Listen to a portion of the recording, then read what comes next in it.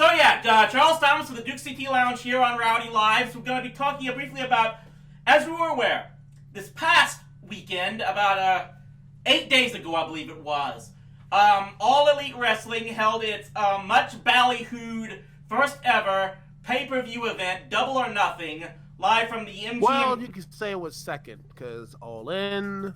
Well, it depends. Like, the whole All Elite Wrestling concept really hadn't been started up. It's more or less like All In inspired them to originally create AEW for the most part, I would say. This was the first official pay-per-view, I'd say, under the AEW tag. At the very least, it's that much. And like we said, it took place at the MGM Grand, I believe it was, in Las Vegas. I, of course, was not, even though I was in Vegas that weekend, was not able to catch it because I was too busy focusing on seeing Celine Dion over at Caesar's Palace. I do know Jared Rosenfeld was there, hopefully some other friends of mine.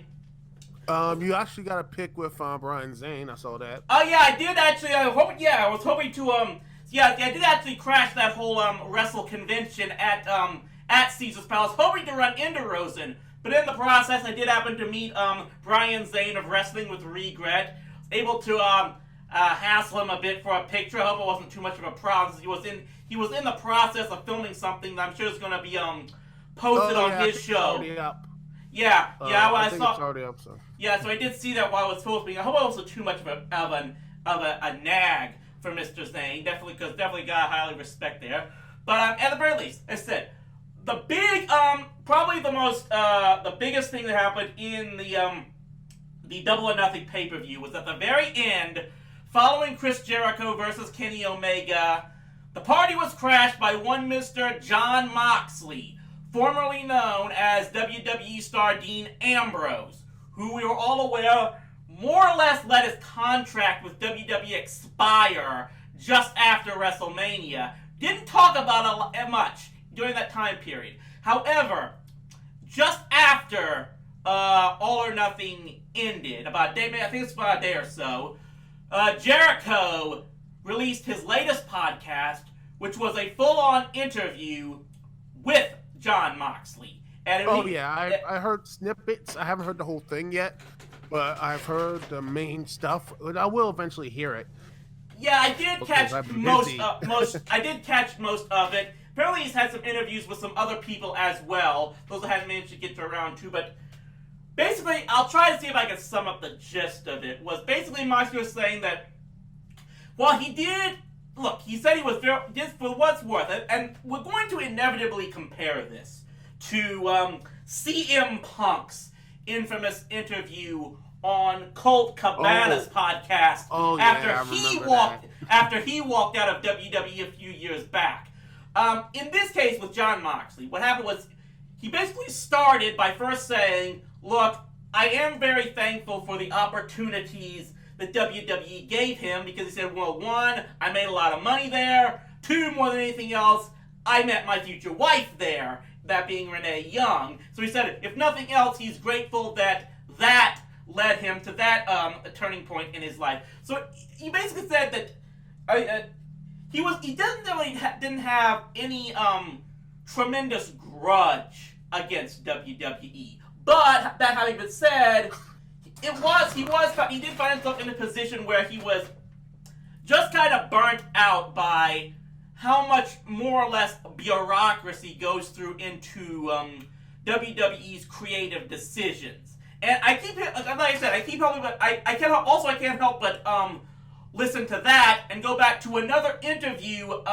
Some guy said, I think it was on Brian Alvarez's podcast. I might be wrong there, but basically a guy who had connections to WWE's writing staff went on a whole call-in talk about how, look, the writers in WWE get a lot of undue criticism that they keep trying to come up with much more creative ideas and they just kept getting shot down by it. And this is I'm not surprised. And look, even as someone who is still been regularly watching the product, I can't say I'm surprised by that because, like I said, when you're dealing with a lot of people, they still want to point to Vince McMahon as the be-all, end-all, to blame for that. And I'm not saying Vince isn't blameless, but like I keep pointing out is, when you're dealing with a company that has to deal with, one, shareholders because you're a publicly traded entity, and television network executives, who I know first and foremost are just going to be someone from all my long years of reviewing television programs. I know exactly how meddling they could be. It's just a whole cluster crap of problems that everyone has to go through. And Vince has to answer to those shareholders and network executives as well. He's not technically the be-all, end-all when it comes to WWE, because he does have people he has to answer to. But getting back to what Moxley was saying, just basically, he got frustrated about the fact that they were kind of shoehorning in, lines and stuff that his character want him to do on the air that he just didn't think fit the type of character gimmick he thought he should be. He didn't like stuff like the whole the gas mask and the surgical mask he was going out to. I can tell in his promos that he did not like those. I can tell with his body language. He just didn't really care. And he hated the fact that WWE used, and I knew this people, I talked to people, on forums, like, oh, this could be the greatest heel turn when he turned against Seth Rollins that one. I'm like, and it came out that he did not want to turn heel. He did not want to turn and betray Seth Rollins and say some things against Roman when he had cancer. He said, "This stuff is real. I'm not going to do that." I'm not so sure if it was he was against a full heel turn, because I remember talking about when he first came in, he didn't know how to play a babyface. I mean, he'd always been like a heel from the beginning, and then they more or less had no choice but to turn him face because he got so well over with the crowd. He could probably play both, although I do think him trying to be a heel at this point in his career is almost an exercise in futility, to be on the most part, because I don't think he's ever going to get the crowd against him ever again at this point. But you never know. It's just how you do it. It's just how you present it. And and not only that, you need to have a person, a babyface, who is much more likable and much more entertaining and engaging to the crowd. It can be done. It's hard, but if you find the right person that plays off him, then you have something to go on. I'll just say this, like I said, I think if the one person I'll keep going back to counter that is Becky Lynch. Becky Lynch could throw Bayley in a garbage dumpster and people would still cheer for her. And I think Moxley's in the same boat as that goes. But let's see. Well, go ahead. But anyway, here's basically what the main thing that I got out of the interview with Jericho is, and this is why I get a lot. Listening to that podcast, I want to say this right here and right now. I developed a tremendous amount more of respect for Jon Moxley. More than I have for CM Punk, even still to this day. Because the main thing is that for all of the obviously problems that Moxley had as Dean Ambrose those final months in WWE, he did his absolute best to not burn any bridges. He just said, look, just be patient. You know when your contract is up. You know when you can play this thing out. And once you do that, you can just get out of there. No legal problems. No burning bridges. You do the best thing possible so that even if they would do that, they won't try to do anything that cause your wife any problems if you still leave there. And that's the main thing is that, look, this is one of the most controversial things I've probably ever seen. I think John Weber still kind of grates that I actually suggested saying this, but when I go back to CM Punk leaving, I almost want to say, I'm not saying he doesn't love her, but I think he kind of held AJ out to dry in that point. And I almost want to think that, look, I have no evidence to prove this, but look, if it wouldn't surprise me that Punk had some influence in more or less, let's just say, best way to put it, encouraging AJ to leave WWE herself. Compared to Moxley, I don't think he's going to have any problem if Renee continues to be employed with WWE. He's not going to have any more problems with the likes of his buddies Rollins or Reigns still working for WWE. Compare that to Punk, who's basically throwing everyone under the bus who still associates themselves with WWE in any way, shape, or form. Oh yeah, and I remember with doing the podcast and talking about this with Rosenhacker and all this stuff. And I was again, I always like say Punk, and I was on the pro Punk bandwagon because again, it just everything around that interview. And then when it came out years and years later, it just seemed that he really poisoned the well, and just it felt like the entire thing Punk just pushed a lot of people away, and that's part of his personality and such. Is and he's maybe not really. And maybe that's why it kind of frustrates me about Punk, because I'll be the first one to admit that I'm probably more like Punk than I am Moxley, and there's a side of my personality that I don't like. I'm gonna admit that first and foremost. Before I get into any kind of self-deprecation rant here, what I was gonna say is, yeah, it seems like, and it comes back, and Moxley told this in one of his later interviews. He posted how, Punk basically said F you to the entire wrestling world and just left a bitter, angry shell, and then he went to get his brains beaten in UFC just because Vince McMahon didn't want him to do that.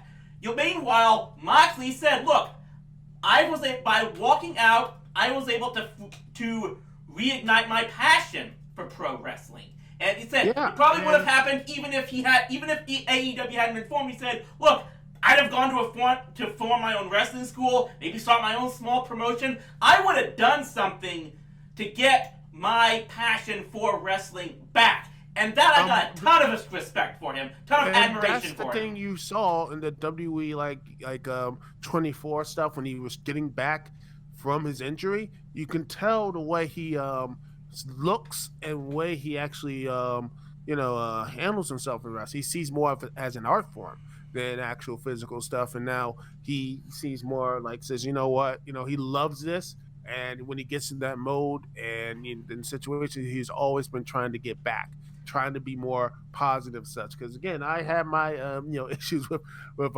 Ambrose / Moxley or anything else, man, because I thought his first couple interviews, especially his one with Stone Cold, which was just that was terrible. I remember watching that. That was terrible. But once I saw more of him, he just got more comfortable and more in his own skin. And seeing his ring interviews, he really does care and actually treats this like the wrestling that he actually, again, like an art form. He cares about it. An art form or performance, one way or the other. Yeah, that's why I keep bringing up is the one thing another thing that I got out of that interview with Jericho is he pointed out, like he said that, cutting promos used to be his favorite thing in the world, but just everything that they want him to do during those promos beat him down. And now maybe he has the chance to be more creative and be more of himself. That's the type of pro wrestler that I could have a lot of respect for. Because those people who do care about their character gimmicks, about doing things to get over with the crowd. I know that Ambrose / Moxley is that type of person. I really believe that Kevin Owens is that type of performer. That's what, and that's what, I like watching these guys when they get the chance to do things. Some people have that ability, and some people, I'm looking at the review I'm working on right now, some people just don't have some of that stuff. And Moxley is one of those guys. And I looked at the pay-per-view, Double or Nothing.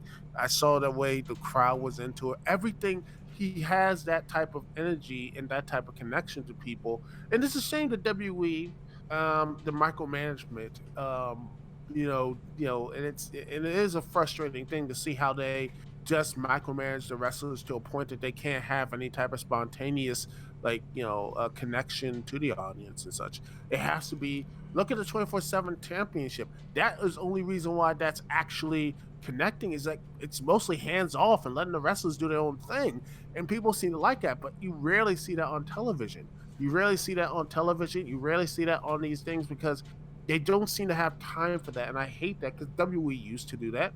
WCW did that. I saw, Ring of Honor does it on occasion. Impact Wrestling does that. Even though it's on the stick somewhere, you gotta go on Twitch to watch it. But yeah, they do that. Don't get back to Twitch. I'm on Twitch right now. I'm on Twitch too. But yeah, but you know what I'm trying to say is that once you have that connection, it has to be like the wrestler wants to do that. They know their role. and the people in the company helps. They don't hinder. They don't chop this person down to build this other person up. And you guarantee to build that person up. It doesn't mean it's going to actually connect with people and such. Well, you bring that up, like, and another thing that I just looked at, and I think this comes back to the second interview that Moxley had, and this is something that I posted on Twitter and got a lot of actually likes and retweets from, more than I thought I would. But it goes back to, some people can work within WWE system, some people can't. And you bring up the 24/7 title, and that brings us to the one person who's probably benefited the most from it, and that's R-Truth. R-Truth seems to be completely enjoying what he's doing in WWE. It's talking and I said, push this, listen.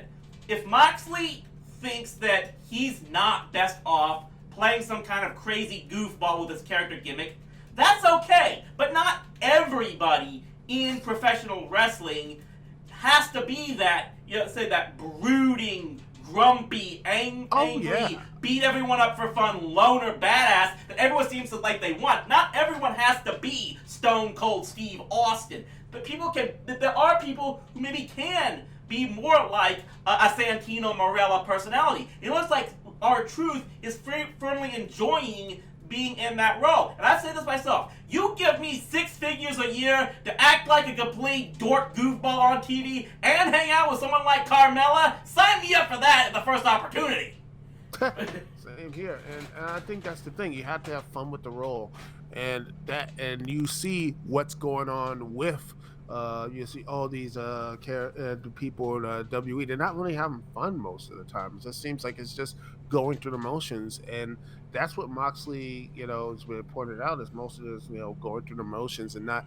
And in fact, the most thing that really broke my heart, listen to one part, is that he actually had to look up WebMD for depression and pretty much saying, "Holy crap, this is what I have," by just going to work every day, just saying that he loves this business, but he's like, going to WWE every day just made him just seem like he just lost a bit of himself. And every time I hear that, especially, it reminds me so much of what the late and WCW, the wrestlers in WCW went through in the latest portions of it. Is that people just did not feel like they hated it going up there. They hated working there because it just felt like they never really got an opportunity. And it's hilarious to me how WWE is making these same mistakes of hiring older talent, making older talent being featured in headlines and such. You have, you don't really have big, the time your world champions feel like basically, they're not really important. They're side characters and such, not characters. And they are just, there. They got the belt, but it's not really meaning anything until one of the older veterans gets the championship. It's not really. It comes back to what I say. It's always the superstar has to make the belt, not the other way around. More or less. And they try to, but again, it's presentation. If the WWE presents you as a complete another chump, it doesn't really matter how you do anything else and such. Heck, I give props to someone like Kofi Kingston, who had a great WrestleMania moment, and he's defended the championship multiple occasions. In fact, he has defended that title more than Seth Rollins, when he basically said, "Oh, Seth Rollins I'm gonna make sure this championship belt is defended any chance I get." Meanwhile, Kofi Kingston has defended that title multiple times on Raw and on SmackDown, and I'm like, yeah. And Seth Rollins' only defense was against AJ Styles in a good match at Money in the Bank, but I'm like, dude, that was your only title defense. Kofi's basically had like 3 or 4 of them. I'm like, yeah, okay. I think it comes back to this. It's like I said. I apologize. Ow, get out, girl. Sorry about that. But that's all right. Yeah, but it comes back to. Cats can do that. Yeah, I'm turning into Nash here more and more with each episode. But I think when you look, there's obviously multiple issues in WWE right now, but I'll guess probably the biggest one is that, again, it's what I've suggested for quite a while now. They're just struggling right now to find the type of superstars and performers that will fit their system. And maybe the reason they keep trying to do signs about everyone in existence is because they're trying to find that. They're trying to find the next John Cena that could work within them. And you know what? Just personally, I hope they're able to find that type of person and get back on their feet. But at the same time, if AEW is really going to present themselves as a venue for people like Jon Moxley, who can get themselves over by themselves just by being themselves, and allow them to actually be creative characters and push more open creative storylines, more power to them. That's what I've been asking for. Yes. It's like that's what I say too. And not only AEW, but look at New Japan Pro Wrestling. Look at Evolve Wrestling. Look at Impact Wrestling. Look at Ring of Honor. Well, not much Ring of Honor because no one's going to see them anymore. But you know what I'm trying to say is that there are so many other opportunities and people going out. Heck, look at the local indies. I mean, look at the local indies. There's talent there. And I would say this. That's the thing. Yeah, but I mean, I don't know. It might vary between some locations, but I'll say this. And this is what's concerned me for a while, is I've been to a couple of indie promotions. Rosen took me to see PWG a year or so ago. I went and saw the Metroplex Wrestling here in DFW some time ago. And the problem with these indies is that, again, there were nothing but matches, no promos. I had very little to go on as to establish why I want to see one guy particular win over the other. And it didn't used to always be like that in the indies, because I brought this up before. There was a promotion here in DFW about 10 to 15 years ago called PCW. I went there a lot of time. They held matches and shows back in a converted Sears Auto Garage that was at the former Six Flags Mall in Arlington. Going to those shows was like going to a mini Raw every Saturday night, back when Raw was somewhat entertaining. They would hold the shows there on Saturday night, then they would be broadcast on Channel 21 here in DFW the following Saturday. I got to know those characters and know why I would want to see one go on top over the other.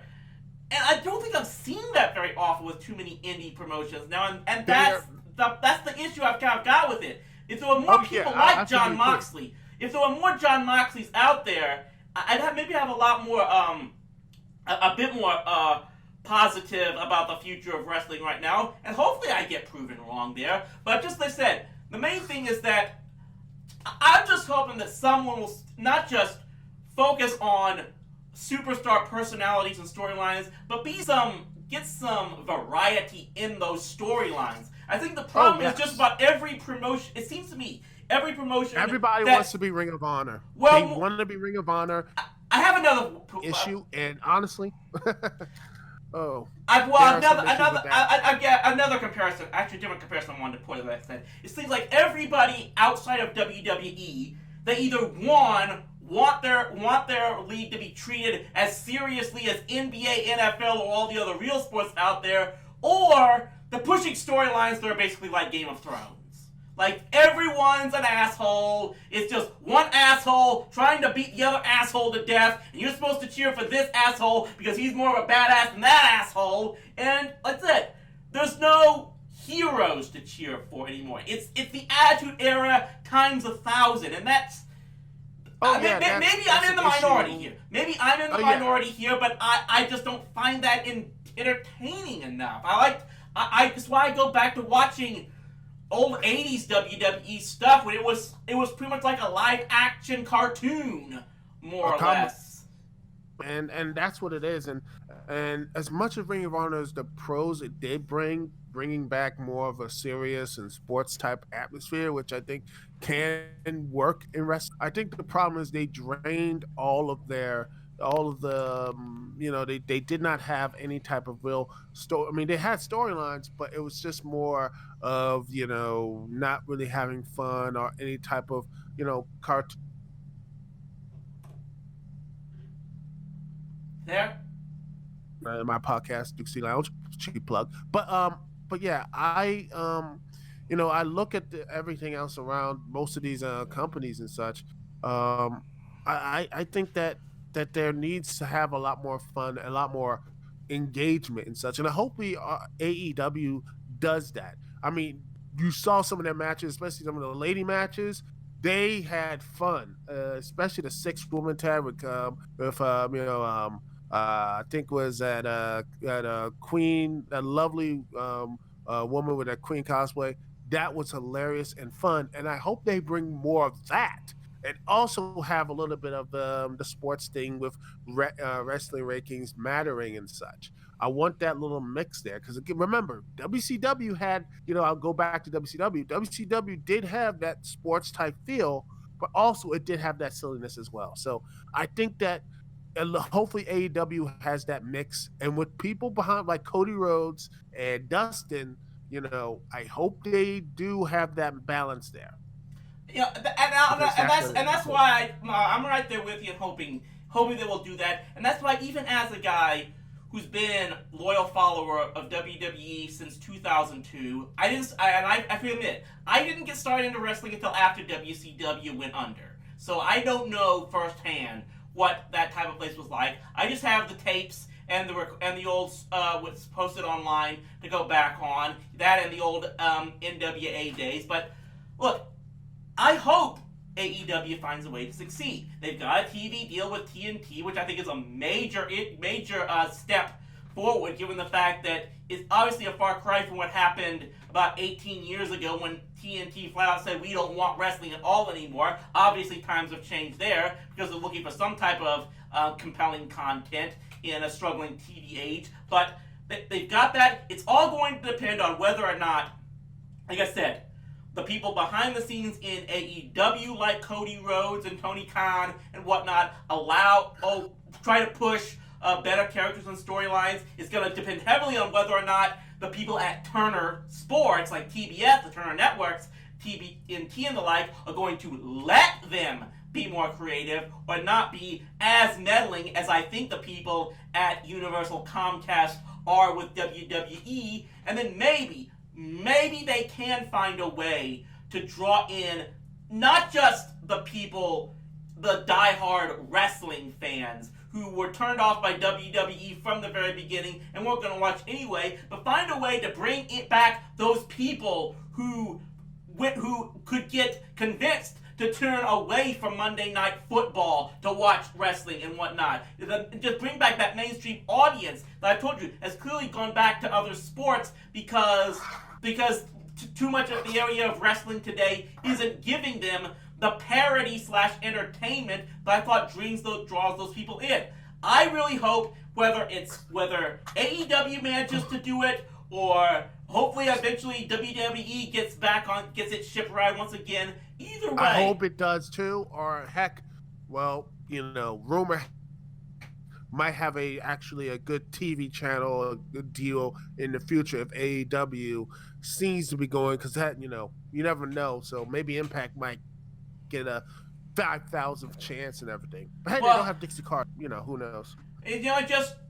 I will, as long, outside of some wrestling, a good too large a portion of the wrestling fan base that I'm kind of turned off to, that I think are going to gravitate to AEW.